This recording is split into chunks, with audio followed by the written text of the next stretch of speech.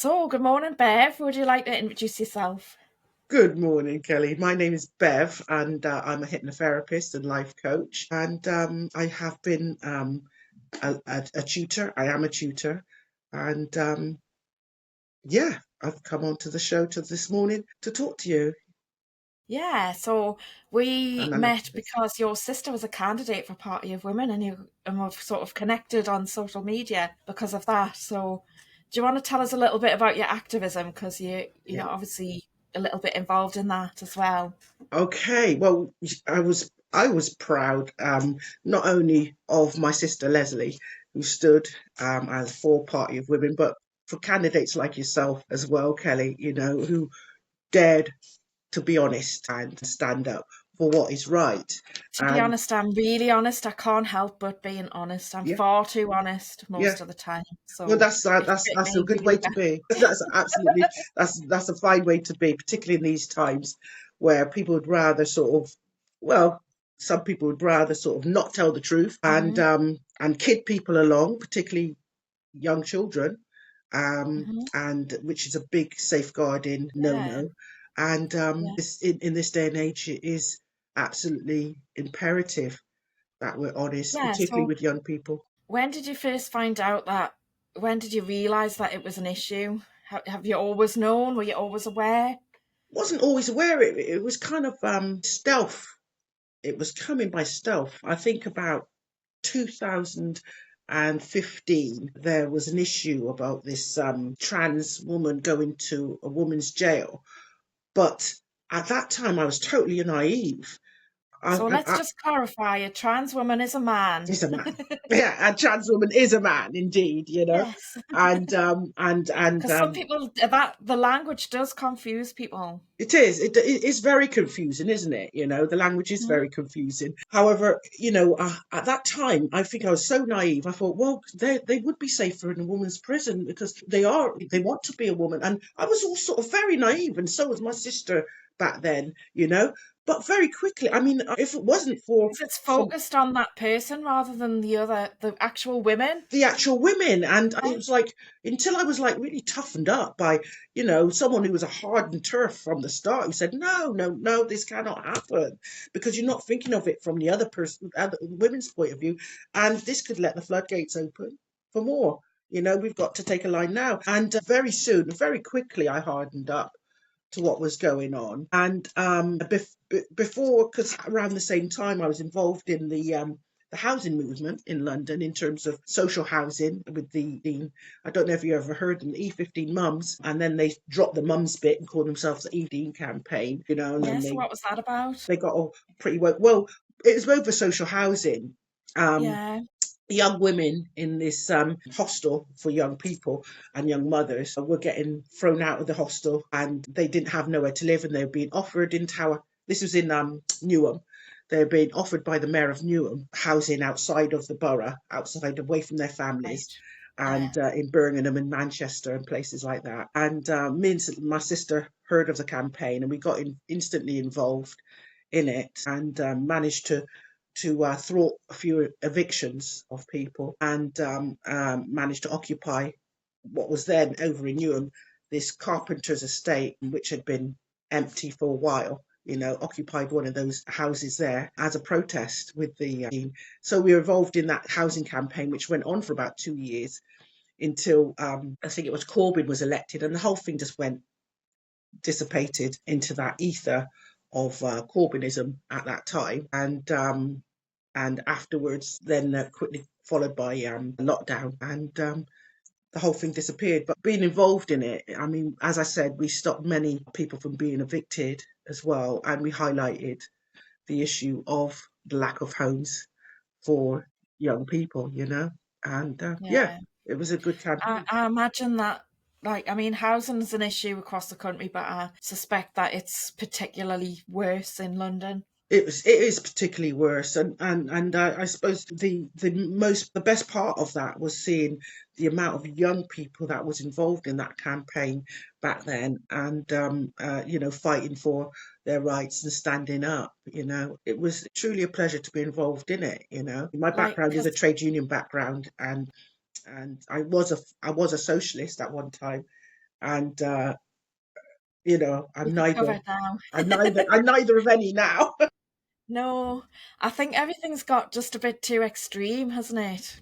Like, It's got so polarized. I feel very disappointed by the trade unions and by socialists. First of all, through this wholesale belief in gender ideology that they both seem to hold, and have been policy captured, trade unions, by the the gender the genderists, I'd like to yeah, say, gender ideology. ideologists, and they have been captured by them, and I don't know why. It makes it difficult to know where you fit, doesn't it? It is, it Because is, I feel like I've had quite ordinary, normal sent I don't even know what to call it, but just ordinary, like the views that match most people. yeah, And but I think I did a quiz and it came out that I was centre slightly left. yeah, But I feel like I'm moving more towards the right, but only because the left's going so far left. yeah, It's extreme and it doesn't fit my values, so I haven't changed. And I think a lot of people have started feeling politically homeless and politically homeless. just what Well, on earth is I, going on? I mean, I don't know if I'd call it left that they're going. It seems like going in a reactionary Mm, direction.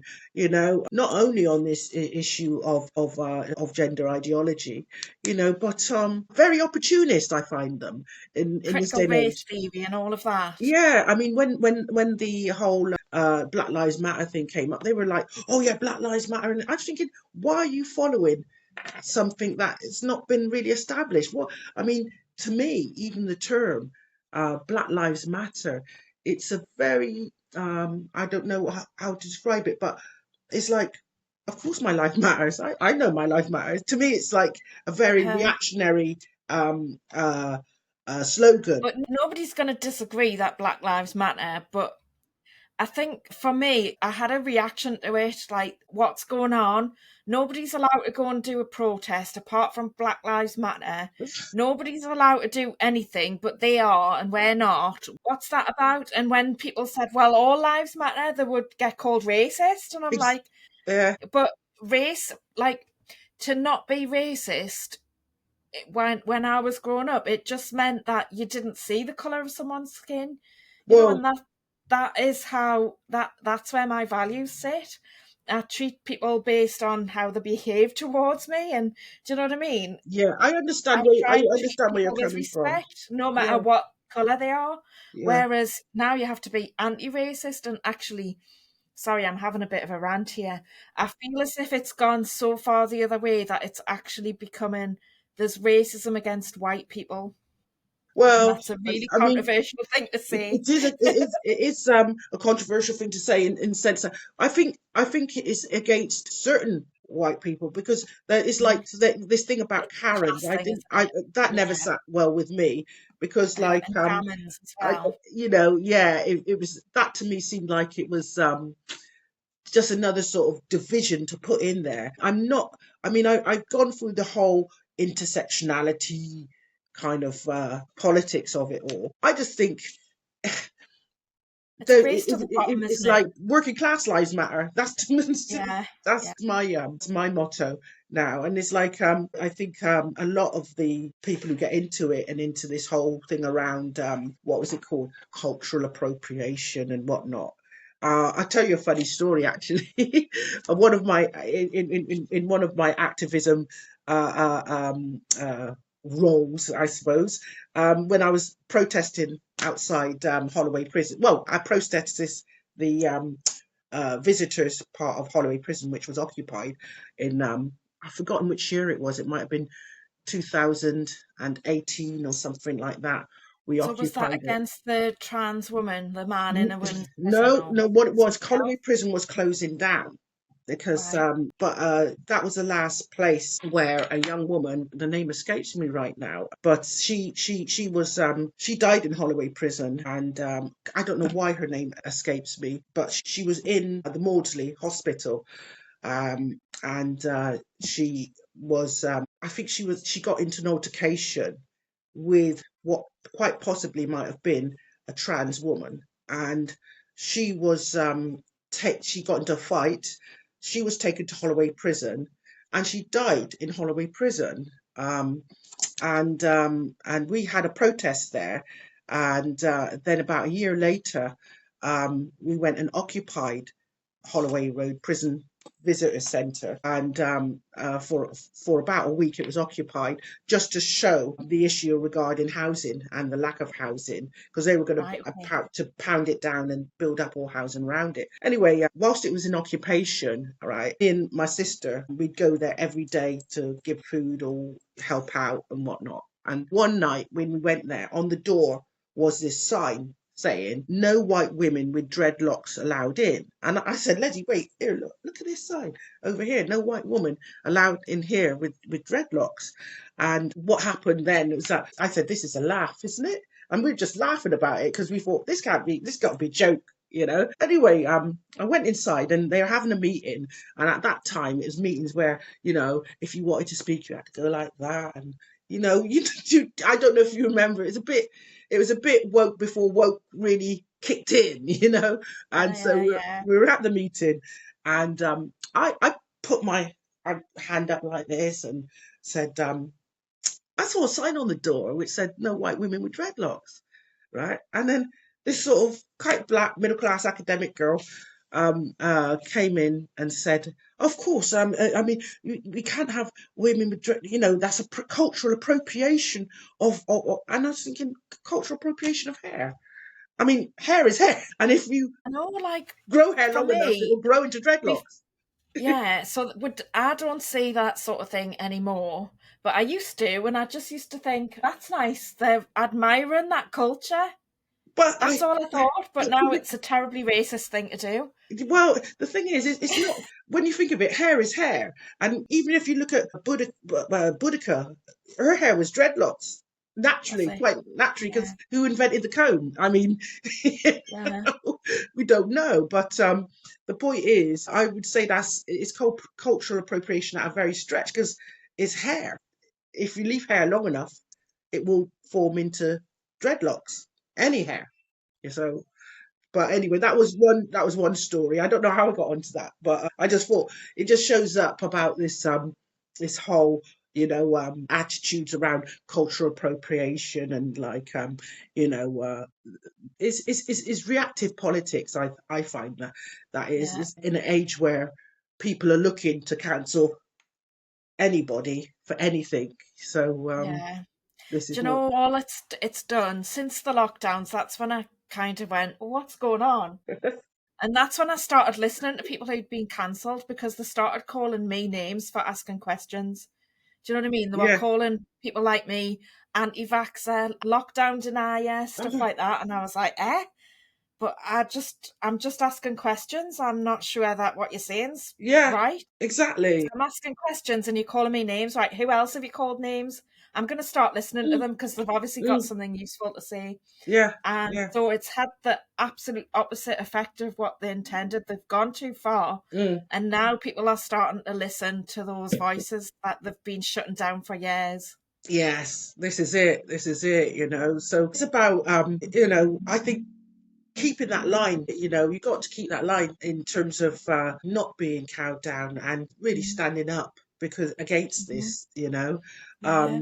because that's the only real way that we're gonna find a way through, I think. Yeah. So, how did you deal with lockdowns? Because you were talking about that earlier before we came on. Well, I dealt with lockdowns I remember a week before we were locked down, about 2 weeks before we were locked, no, a week and a half before we were locked down, because it was Mothering Sunday, I think. And I think Boris Johnson said something over the news like, don't go and see your mother on Mothering Sunday. And I thought, I'm definitely going to see my mum on Mothering Sunday now, which involved me driving from London to Bristol, where I lived, and I went there and I never came back for about 9 months because of the Right. lockdown. But like I thought, if anywhere where I'm going to be is with my mom, and it was unfortunate that year because not really unfortunate because it was mum's last year and she knew she was gonna pass away. So Hmm. I was glad I went down to stay with her. But Yeah. again, it was watching over mom. Several times they wanted mom back in the hospital for blood transfusions and wanted to keep her in overnight. And we were determined that was not going to happen. We wanted mom back the same day. I think our faith in the National Health Service was really tested through that period.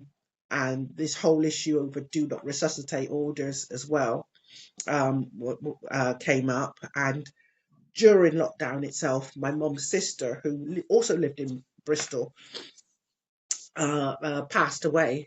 She was in a care home. COVID was brought to her because she never went out, Yeah.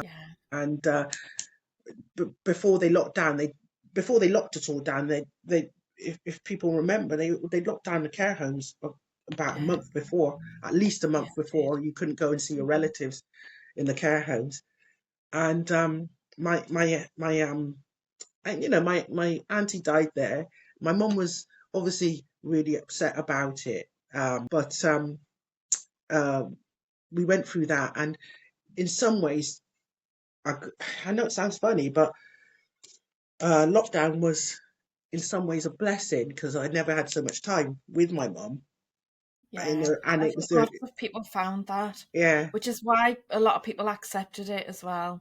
it A lot of accepted people it. went along with it because they had more time to do stuff and they Yeah, were enjoying it and it was sunny and all of that. that's right. That's right.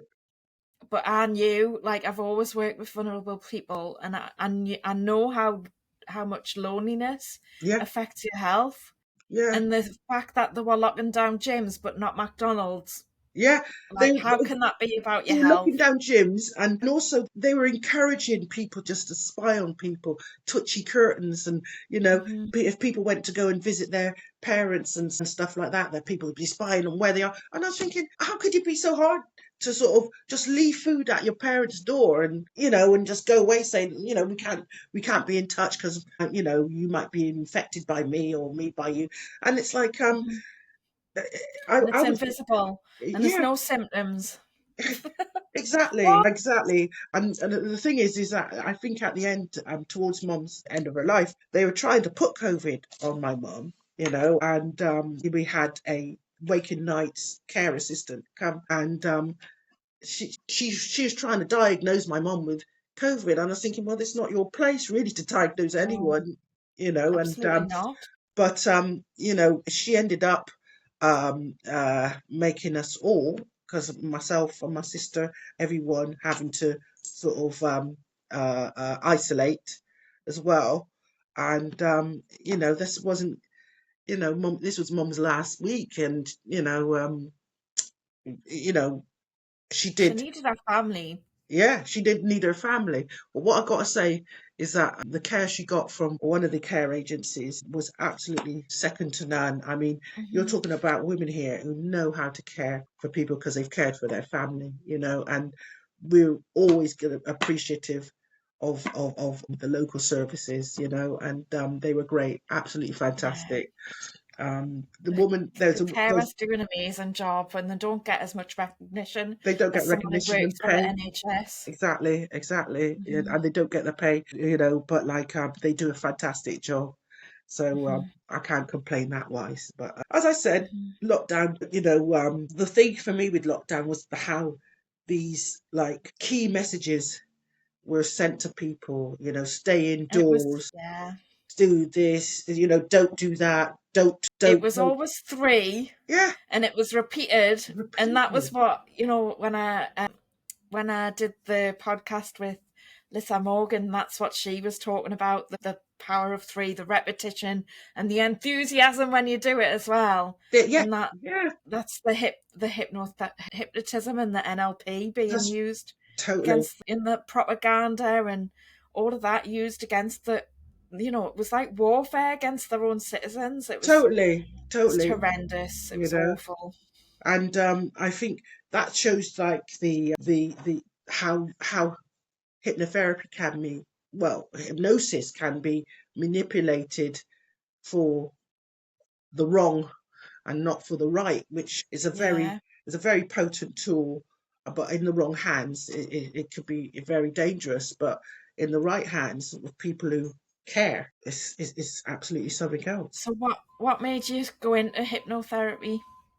Well, I had done a introduction to counselling course many years before that, and as I said, I come from a trade union background, but from the point of view of being a caseworker in trade unions, helping people sort out issues to do with in the workplace, but also in my community. I come from a fighting background of being involved in fighting against the poll tax and what was then the poll tax, and organising back then in the late 80s and 90s against that, and so I've got just this probably natural inclination to help and support people. And as I said, I did an introduction to counselling course a few years previous, and then I'd thought about, and I'd been a mentor for young people in my community as well, and I just thought, well, I've got all this experience and I could do something with that positively. And I looked at hypnotherapy from the point of view of the getting in touch with your subconscious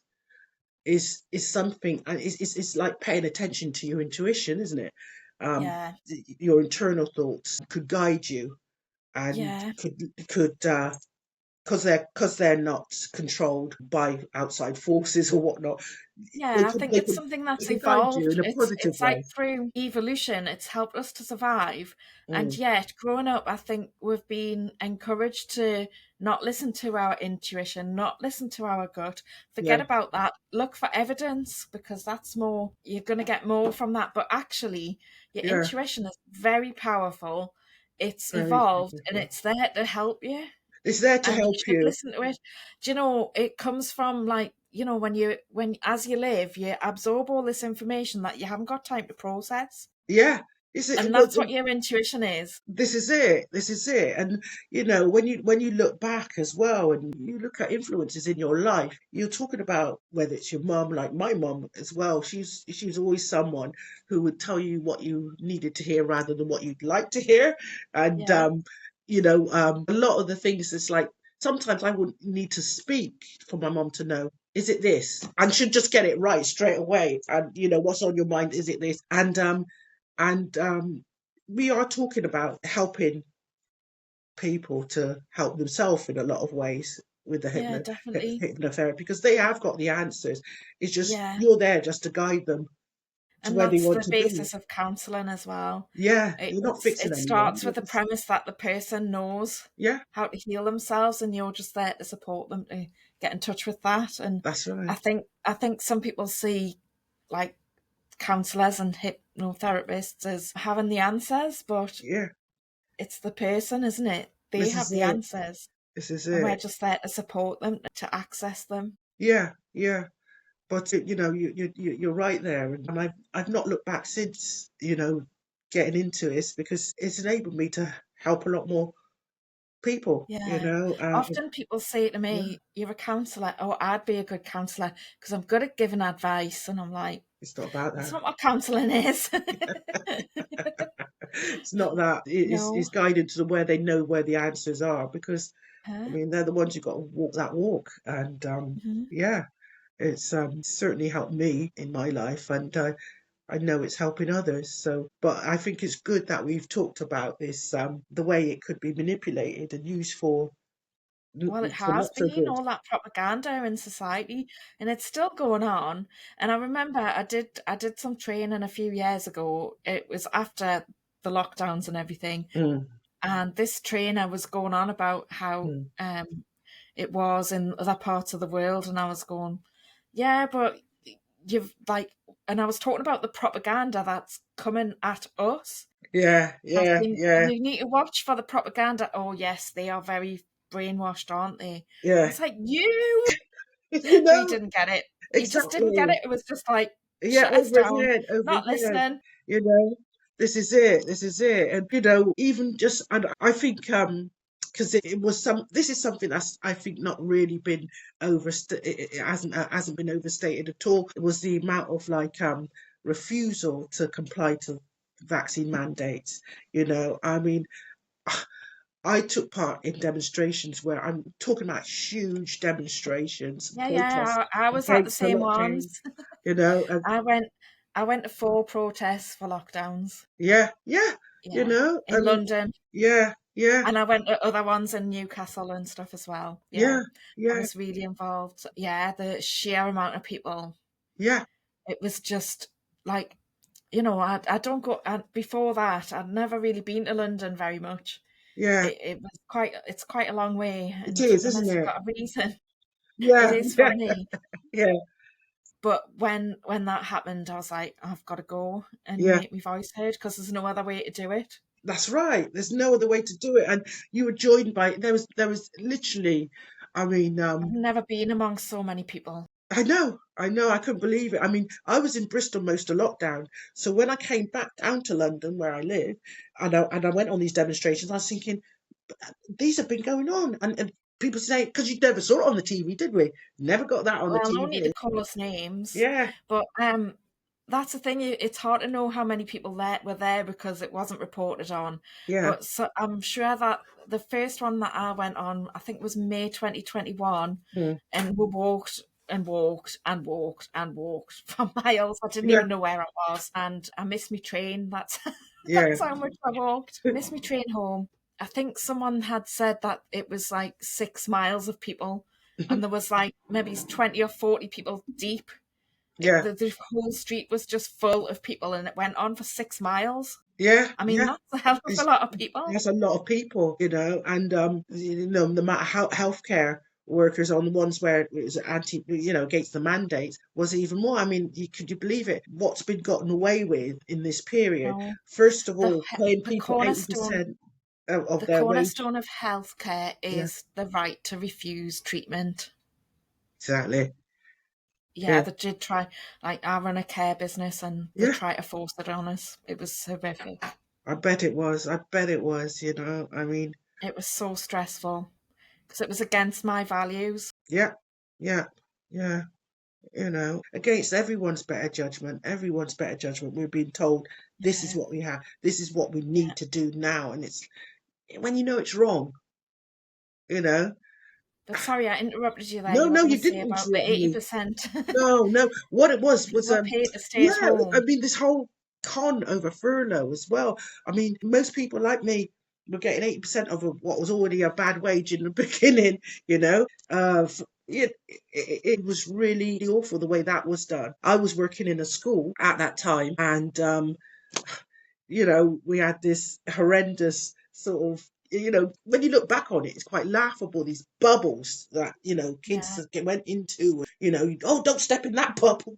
We got to go and disinfect that area now. And the poor cleaning staff, who were just like, really, really being, I think, just abused, really, at that time, I mean, and being it's blamed for things, in some ways it's quite alien to think about what it was like, even though it was only a few years ago. Yeah, It was a yeah. very alien time, wasn't it? Like, everything turned on its head. It did. It Nothing did. made sense. It didn't make sense at all. As I said, I was at my mom's house, and my mom said, "Gosh, I'd never used this garden so much ever." And since you've been here, because it was me and my sister at mom's, and most of the times we were out in the garden, just sitting in the sun without nothing to do, and it was a weird time because by the time you get to early evening, you're thinking, what have I done all day? Like, I've done nothing. No, you it know, was such a waste. this is Well, it. thankfully I was able to come to work because Yeah, obviously with the care. yeah, But it was weird time at that point. Our business was quite new, and I was delivering the care, yeah, and it was just bizarre, like going out to see people. The roads were quiet, so I was driving around with no traffic, with loads of signs saying "Hooray for key workers" and all that. yeah, yeah. And the streets were deserted. The sun was shining. It was the most bizarre time. Yes, it It was. It really was. was. And the animals came down into the city and all the sort of yeah, yeah. I was It was driving terrifying. home one day as well from work at the beginning of the lockdowns, and I don't think people knew that this had happened because I Mhm. was telling someone the other day, and they went, "Really?" And I was like, "Yeah." So I was driving the way I usually do home, and I don't go the most direct route. I drove through this village, mm, and there was loads of mounted police. There mm. was loads of police, but mounted police and ordinary police on foot telling people to go home, and like some of them had like gone, oh yes, I'm not at work, I'm going off fishing and all that. Do you know what I mean? They were, had the big fishing rods, Yeah, and they were being told to go home, and everyone was like, what? I know. And yeah, Even though you weren't even just sat with you know, you're sat apart, but you're being told to go home. And you just don't see horses, yeah, like police on horseback in that village ever, and yeah, it was a really bizarre time. But then there were because obviously I live at the coast. They were patrolling the area all the time, telling families to go home off the beach. wow. You weren't allowed to hang around on the beach. Because it was totally different down where I was in Bristol. It's like, because, you know, for about an hour a day at the very, very most, because, you know, mum was at home and we didn't want to leave her that long Yeah. at all. But we'd go out to the park. Everyone was in the park, right? Like everyone's there, and there was no police around until maybe. They taped up the seats Yeah, but they and the didn't. They plates didn't in Bristol, stuff. but they did. I know they did in your areas. There's many areas where they I taped was up the seats. thinking, People could sit. so if someone's disabled and they go out for a walk, as Yeah. were following the rules, Hmm. they go out for a walk, but they can't sit down, so they can't go out for their exercise because, do you know what I mean? There's nowhere to rest. Exactly. There's They nowhere to taped up the rest. bench. Yeah, yeah, yeah. But it was a very weird time, and a time where I didn't know until started to come back to London how much of a movement there was against this. There Yeah, were a massive. lockdown skeptics Yeah, there was. who were A just lot more like, than that admitted. yeah, and being There was accused of all these being, underground networks. yeah, yeah, yeah. This is it. And now well, I mean, at that time, it was like they were being dismissed. And I can remember even Trump getting dismissed as like, you know, with for the hydrocro. This is some Yeah. word I do not know how to pronounce very, but hydrotrox. I don't know hydrotrox. I don't know how to say it either. I know what you mean, Well, though. the He was bleach talking about anyway. hydrochloric acid, was it? Yeah, Did hydrochloric I say it? Yeah. acid. And but the thing is, he is actually right. Unfortunately, he was right about it, and things Yeah. like ivermectin. They take things out of context, don't they, and then make people sound ridiculous. That's it. They do. They try to anyway, you know. Yeah. But thing is that this is a movement that isn't going to go away, you know. And what it is refreshing being amongst critically thinking people, because whether you agree with them or not, at least we have a discussion and a debate, Yeah, it's and important to have conversations it is, you know. and So test our ideas just yeah. to see if we are right. How do you know whether you're right or not unless you talk to other people to see what they think? Well, this is the thing. This is And the they'll give you a thing, you different know. perspective. Yeah, Like, yeah, when they were saying things like, this is the science. yeah, I'm like, that's not how you do science.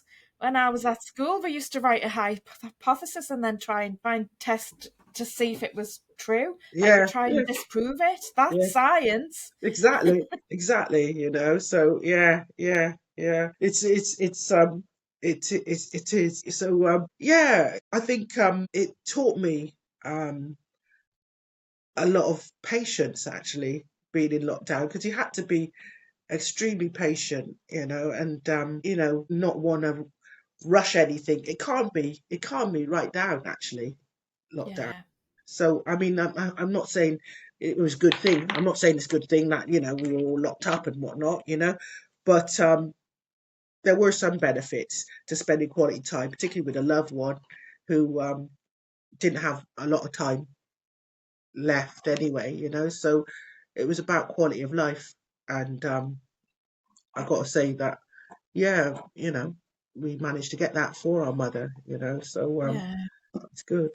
Yeah, yeah, I think the first few months, I think people could put up with and tolerate, but after that, yeah. it became intolerable, especially when they started locking down some areas and not Tears, others. yeah, when they got to the Yeah, tears, and they're saying that, you know, I mean, it was ridiculous where I was, because in Bristol we're part of, well, known as South Gloucestershire now, but if you yeah, stepped into what was called, what was it, there's South Gloucestershire, and there was then that area was Somerset over there, and it's like they were on the third tier, we were on the second tier, and everyone's thinking, what tier are we on again? And it was getting really quite ridiculous, and then the vax came out, and The vax was rolled out before the tiers came in. it was. You're Because I right. You're remember right. getting really annoyed because I mean, this woman, she's bless her, she was doing a great job trying to get information to businesses and stuff, but she'd said because we're waiting to see if it'd what tier we're in and stuff, and she came back and said, "Oh, whatever." I can't even remember what the conversation was, and I just remember saying to her, "What, does the vaccine not work in North Tyneside?" And I think I really upset her, Oh and I no, didn't mean to. It no, wasn't a challenge to her. yeah, I was just asking questions like you do. Do you know what I mean? yeah, But yeah, what, like, it didn't make sense that we had this vaccine that was supposed to be wonderful. That using their language and their words. So this vaccine's supposed to be wonderful and save lives and all of that, and you have to have it to save everybody else. But you can't go out even though you've had it. yeah, Like and most people have had it. it's not going to stop you from getting it again. Uh-huh. And it was like, I suppose even those what arguments were washing over me at that time, because the thing that stopped me taking any more of the vaccines, because I did take one, was the fact that they were going to give it to children, and I thought, but you said you weren't going to give it to children. Now you are going to give it to children, mm. And it's untested. Yeah, a lot of the women that I met through the going to London and the lockdown protests and stuff, they Mm, were really upset about the children. mm, Really upset. I could imagine. I could imagine. But yeah, yeah, and it's now we're seeing the results, because I think both AstraZeneca and Pfizer have come off the market. Oh, I didn't know about Pfizer. I didn't know about AstraZeneca. Mm. But I didn't, there is, and there is such a thing as uh COVID, a vaccine injury. So Yeah, yeah. Well, it's a big scandal, and they won't address it. this is a thing, So yeah, yeah. We think our friend of ours was one of the first in Bristol to have had it, because he died very soon after Christmas, and as you know, we got locked down in the March, but they never said at the time. And this is a perfectly um, healthy guy. He was a sommelier, someone who wine tasting. That was his only vice, if it could be called one, And he was a bus driver, and he went down very ill, and he was in hospital same time as my mum, actually. But like, he's now known to have been probably one of the first people to have so-called COVID, and he unfortunately died of it, So yeah, yeah. But there's also people who weren't getting seen for or treated for what illnesses they Cancer did and stuff have, like that. because Yeah. again, I had another friend pass Stay away. away from the hospital. Yeah, Like, what? yeah, What's the hospital for? this is it. And when we went in, when we in Leslie used to go, when we go and drop mum off, I dropped mum off with my sister Leslie to go to the day hospital, in the same hospital that mum was in at Christmas, which was one of those super hospitals in Bristol. She went in there. She said, "Beverly, you will not believe this place. It's like tumbleweed could be here. Oh, there's Yeah. just absolutely, even A&E was closed." So it was um just surreal. This is the thing, and like for certainly for the first year or so, we didn't have any cases, and nobody believed us because like we run domiciliary care, which is Yeah, people in their own homes, yeah, so it wasn't a group of people all together, yeah, like in a yeah, care home. yeah, So our clients were very isolated, and they weren't getting it, but nobody believed me because of all the propaganda on the news. yeah, yeah, Like I'd say it must be like this, and I'd be like, no, not really. It's just normal. In yeah, fact, it's quite quiet actually. And they'd be like, yeah, Like, they just didn't register what I was saying to them. They just couldn't take it on board. Because the government would be saying stuff like how many ICU beds have been over it. And the thing is, what they didn't realise about ICU beds is like in a hospital, there's very few ICU beds anyway. In a hospital, there's like, like in a massive super hospital, there might be about 20 or so ICU beds there, and so when the government's saying that, oh, that they're full to capacity, it's like there's not a lot to be full to It capacity was the with. waste as well, because they built all those new hospitals, didn't Yeah, they? But they there's didn't have the staff or the equipment to staff them all. that's right. And it is They something couldn't like, run them. yeah, and It again, was it a was like complete waste of money. complete waste of money, and just to basically carry on like they were doing something. But the worst thing about it was like, when they were saying things like, oh, vitamin D is really good for you and this and that, but when you look at the post, most people who are fine were black people who needed the vitamin D, who'd go out and get arrested, because they got out. And it's Being like, outside. and even if you gave the police officer an excuse like, well, I'm coming out for vitamin D, it was like, no, that's no excuse at all. They're still flipping It was the language fining as you. well. That language, like reasonable excuse. Yeah, It's like I felt like saying, "Well, my dog's eating me homework." yeah, Like, do you know what I yeah, mean? An yeah, excuse. yeah, I don't yeah. need a reason to leave my house. I really Exactly. I'm a don't. free person. I Uh-huh. can leave my house. I'm not bothering anybody.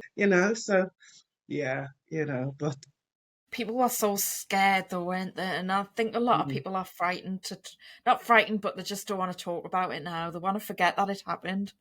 But yeah, I think we need to talk about it, because if we don't, then they might do it again. In fact, exactly, they're exactly. starting to ramp up the fear, aren't they? They're trying Well, I now. think this fear ramping up has never stopped since COVID, and it's one thing after the other, and the effect that is having, particularly on young people, to mental health, It's that living in is fear all the time is living really in bad for your fear. nervous system. Exactly, exactly. And it's it it's bad for your nervous system, bad for your mental health. Again, it's not. Um, I'm trying to say something here, and I can't think of it, but it lessens your ability to fight and question. Yeah. And this is the worst thing it does. Is it makes you feel so fearful that you daren't question anything, daren't question any narrative. And this is exactly, I think, where the powers that be want the majority of us is to be fearful. People call me conspiracy theorist all you like, but We were proved right, though, weren't we? exactly. And then when you look back on it, look how much they managed to get away with. They managed to get away with the biggest transfer of wealth from the poor to the rich in our lifetime. Absolutely. It's shocking. Yeah. Really shocking, isn't it? So is that something that you would work on in your hypnotherapy? Is there certain things that you would specialize in, like working on people's fear and stuff like that? Or Yes, I'm working on people's fear. I mean, these are fearful times, but people got to understand, where this fear narrative comes from. And whether they accept it or not, that's another thing. But I'm coming from the point of view that we could all have ideas, okay, and yeah, it's all right to put them forward, and it's all right for you to disagree with me. I'm not asking you to agree with me. I'm just asking you to consider this, you know. yeah, Um, absolutely. That's how we used to talk to each other. exactly, this is how we used to speak. So it is a question of like addressing who the fear mongers are and why do they want this fear narrative? Why do they want you to be fearful? Why do they want you to sort of do as they say without question? And it serves a narrative for those great people of Davos, I suppose. Yeah, they've got a lot to answer for. Yes, they most It certainly seems to do. me, though, that people are aware of what's going on, and they're resisting it, and that's making them ramp it up and panic. Yeah, It's it not does, working anymore. because when I came back to London, one of the few groups I came across, was this North London social, and these were people who started to meet in the parks, just Yeah, started stand in taking the their dogs. park. Yeah, they started, yeah, standing in the park. So they just started taking, just going out walking, and everyone just started looking at each other like, what's happening, and that from that became a movement. And again, stand in the park. I think they have Global, their isn't it? yeah, yes, and stand in the light as well. They got a festival up near your ways, Yeah, come actually. here. Come I, May. I was talking to my friend about that, and I think she went to the first one, Yeah. and I think she's got tickets for one of the days, I think. So, Well, I mean, I would, Kelly, as well, try and like, get on the debates as well. Like, and as I think you'd be welcome up there. Really, I do. You should get in contact with the organisers, because yeah. it'd be great to see you there. So, are you involved in organising it? I'm not involved in organising it, but But you like, know them? yeah, yeah. I mean, the Right. light. I don't know if you've come across the light paper as well. It's Yeah, very yeah, yeah, informative, yeah. and yeah, yeah. It's Um, great. I go for a massage once a month, and I didn't know like what the views were or anything, but I was sitting in the waiting room, and there was a light paper there. I was like, "Get in!" yeah, yeah. It's good. Uh-huh. So yeah, yeah, yeah. But it's great to know that there are people who are fighting back. And in the summertime I went to a festival, Hope Sussex it's called, and again it's full of people who are fighting back. I don't know if you've ever heard of Danny Ramplin, who is Yeah, a yeah. house DJ. DJ, and he's been very big on the anti-lockdown. He was very big on the demonstrations, and he was at this festival, as was other sort of freedom-minded people. Uh, I don't know if you were there. It was definitely 2021, and it was the protest at the Olympics of Lauren Hubbard. Um, No, I wasn't there. anyway, we were protesting outside the New Zealand embassy, and for your audience who might not know who Laurel Hubbard is, he was a weightlifter who decided that he was a female weightlifter and managed to bounce two women, Samoan women, out of medals at the what the I think it was the games before they go to the Olympics. Anyway, we're protesting outside the New Zealand embassy after a Let Women Speak protest, which we had at Hyde Park. So we'd gone down to New Zealand embassy, and Was it just one of the events that you had, it like was this Let Women Speak Let Women event? Speak event. It was after the Yeah. Let Women Speak event we decided to protest the New Zealand embassy before the Olympics. So we were Right. down Okay. there, and at the top of suddenly down the road where we were on near the New Zealand embassy, all went quiet and no people were coming down.